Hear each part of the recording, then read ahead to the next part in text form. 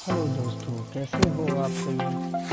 जैसे कि आप देख रहे हैं हमारे कुल्लू सैंज में आज ओले की बरसात, बहुत बड़ा नुकसान